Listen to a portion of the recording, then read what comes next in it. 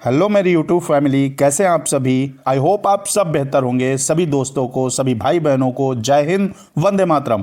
Friends, आज के इस वीडियो में हम हिंदी के सुपर मोस्ट क्वेश्चन करने वाले हैं दोस्तों। ऐसे टॉप क्वेश्चन जो आपके यूपीटीटी में बहुत पूछे जाते हैं और पढ़ेंगे दोस्तों वीडियो में। पहला क्वेश्चन आपकी स्क्रीन पर। क्वेश्चन क्या है? क्वेश्चन आपसे कह रहा है निम्न में से कौन एक संयुक्त व्यंजन नहीं है। फटाफट आंसर दीजिएगा। और बहुत ही बेहतरीन क्वेश्चन की ये सीरीज हम लोग करने वाले हैं इस वीडियो में। तो दोस्तों, संयुक्त व्यंजन नहीं है, आपके पास ऑप्शन दिए गए हैं ए, बी, सी और डी। यानी आपको क्षा दिया गया है, शा है, त्रा है और ज्ञा है। इसमें से संयुक्त व्यंजन कौन नहीं है? तो दोस्तों, संयुक्त व्यंजन की संख्या कितनी होती है? 4। कौन कौन से होते हैं आपका एक तो होता है छा, ठीक है, याद रखिएगा, छा, और एक होता है त्रा, और एक आपका होता है ज्ञा, और एक होता है आपका श्रा। तो इसमें से बताइए, आपको छा भी मिल रहा है, त्रा भी और ज्ञा भी, तो कौन सा संयुक्त व्यंजन नहीं है? ये आपका बी के साथ राइट जवाब जाएगा। दोस्तों, ये कैसा व्यंजन है आपका? ये आपका ऊष्म व्यंजन है। शाखा, शाहा जो होते हैं वो आपके उस व्यंजन होते हैं, यानी तीनों शा आपके और हा, ठीक है। तो पहला क्वेश्चन आपका तैयार हो गया और इसी के साथ बढ़ेंगे, अगला क्वेश्चन लेंगे। क्वेश्चन है दोस्तों अगला, श्रृंगार रस का स्थायी भाव क्या है? अब आपको बताना है स्थायी भाव श्रृंगार रस का। प्रेम, शोक, उत्साह या जुगुप्सा? तो राइट जवाब जो जाएगा दोस्तों इस क्वेश्चन के लिए, स्थायी भाव जो श्रृंगार रस का हो जाएगा, ऑप्शन ए के साथ सही जवाब जाएगा, प्रेम हो जाएगा। शोक किसका होता है दोस्तों? आपके करुण रस का होता है, और उत्साह वीर रस का होता है। कमेंट बॉक्स में बताएंगे जुगुप्सा किसका होता है, ठीक है।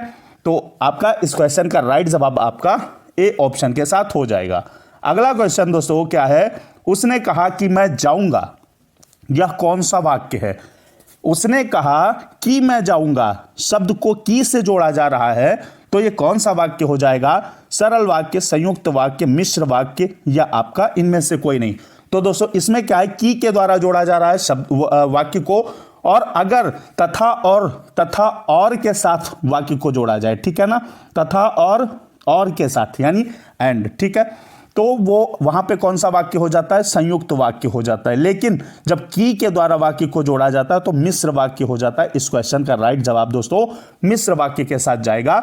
याद रखिएगा, अब यहां पे अगर तथा और होता, उसके द्वारा लिंक किया गया होता है ये वाक्य, तो संयुक्त वाक्य हो जाता। और अगला क्वेश्चन आपके सामने आ चुका है, तरंग शब्द का पर्यायवाची है। इसमें से तरंग का कौन सा पर्यायवाची है? जलधि, पुष्कर, फूल या ऊर्मी?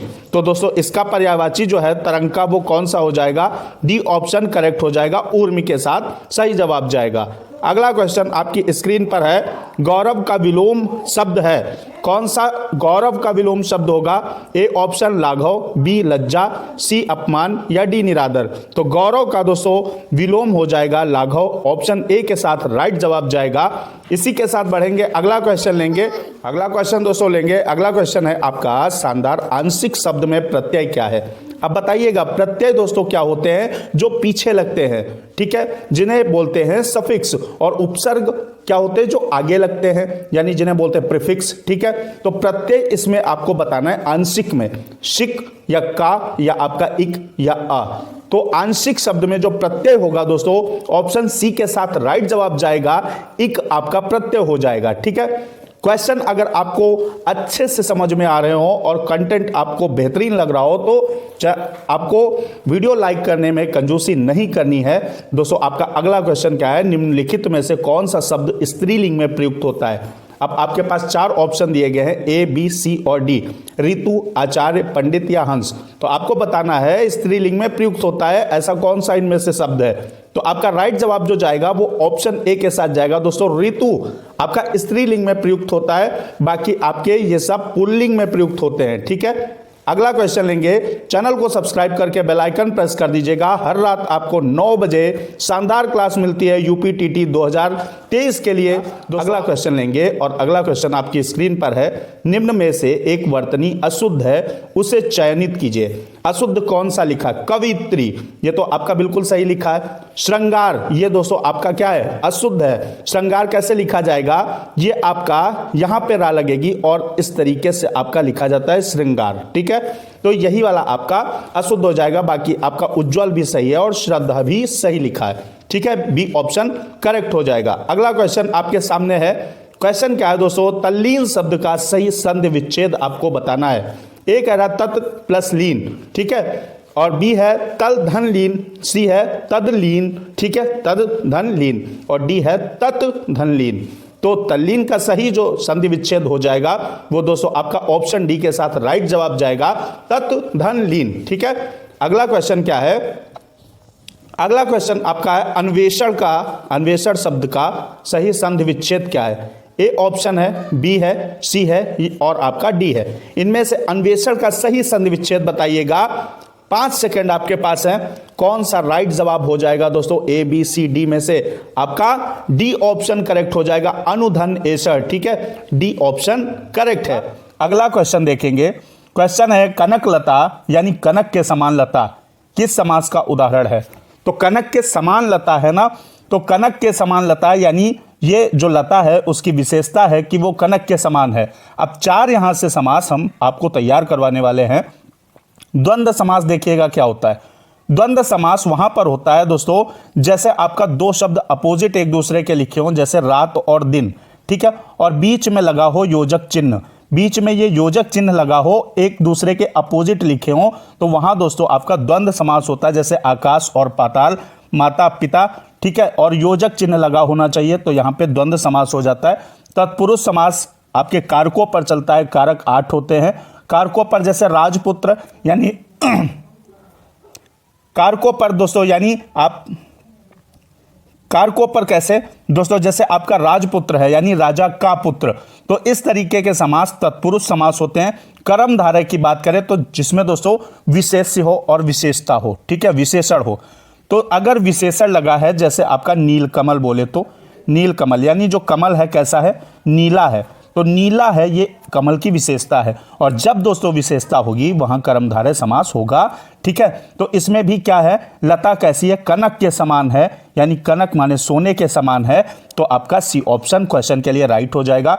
अव्ययी भाव समास की दोस्तों अगर बात करते हैं तो जहां पे उपसर्ग लगा होता है वहां पर अव्ययी भाव होता है, जैसे मान, ठीक है, मान, और यहां पे उपसर्ग आपका लग गया अपमान, ठीक है, उपसर्ग लग गया अपमान, तो यहां पे आपका अव्ययी भाव हो जाएगा। जैसे आपका बात करें यथाशक्ति की, तो यथाशक्ति में कौन सा आपका बहुत पूछा जाता है, यथाशक्ति में कौन सा समास है, तो आपका इसमें भी अव्ययी भाव समास हो जाएगा क्योंकि इसमें उपसर्ग लगा है, ठीक है। जिसमें उपसर्ग लगा होगा वो अव्ययी भाव समास होगा, जिसमें विशेषण होगा वो आपका जैसे विशेषण होगा वो आपका कर्मधारय होगा, और जो कारकों पर चलता है वो तत्पुरुष होता है, जहां एक दूसरे के अपोजिट लिखे हों और योजक लगा हो वहां द्वंद्व समास होता है। तो इस क्वेश्चन का राइट ऑप्शन सी हो जाएगा। और बढ़ेंगे, अगला क्वेश्चन लेंगे। अगला क्वेश्चन दोस्तों आपका शानदार क्वेश्चन है, मच्छरदानी या आपका शादी ब्याह किस प्रकार के शब्द हैं, ठीक है, किस प्रकार के शब्द हैं। तो तत्सम शब्द जो दोस्तों संस्कृत के शब्द होते हैं और मूल रूप में हिंदी में यूज किए जाते हैं, जैसे आपका अग्नि, ठीक है ना, अग्नि ये कैसा है, आपका तत्सम शब्द है, ठीक है। तद्भव आप जानते हैं हिंदी के शब्द यूज किए जाते हैं।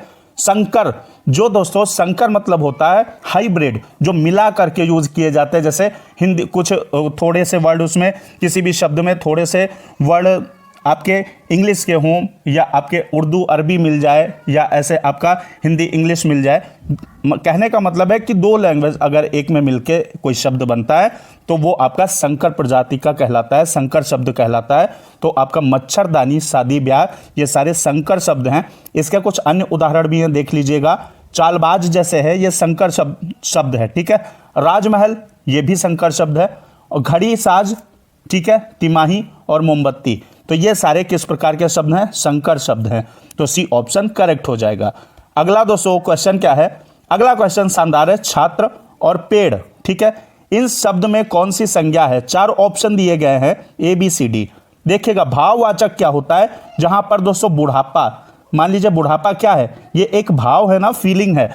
हमने कहा कि आज बहुत गर्मी है, तो गर्मी क्या कहीं दिखती है, गर्मी नहीं दिखती है, क्या है हमारी फीलिंग है, हम ऐसा महसूस कर रहे हैं। तो ये दोस्तों इस प्रकार की संज्ञा जो होती है वो भाववाचक होती है। और अगर बात करें व्यक्तिवाचक, अब देखिएगा छात्र है यहाँ अगर किसी पर्टिकुलर आदमी का नाम लिया गया होता, किसी पर्टिकुलर स्टूडेंट का, वहां पे व्यक्तिवाचक संज्ञा होती। जैसे मैं अगर नाम ले लेता रमेश, तो ये आपकी व्यक्तिवाचक हो जाती, ठीक है। लेकिन छात्र की बात आई है ना, और छात्र की बात आई है तो इसमें दुनिया भर के सारे छात्र हो जाएंगे। तो ये क्या है दोस्तों, एक जाति है छात्रों की, ठीक है। जैसे पेड़, अगर पेड़ का पर्टिकुलर मैं नाम ले लूं कि आम का पेड़ या नीम का पेड़, तो वहां पे क्या होगा, व्यक्तिवाचक हो जाएगा, व्यक्तिवाचक संज्ञा हो जाएगी। नहीं तो ये क्या है, पेड़ मतलब पेड़, किसी का भी पेड़, तो ये एक जाति है। तो बी ऑप्शन आपका करेक्ट हो जाएगा, जातिवाचक संज्ञा है।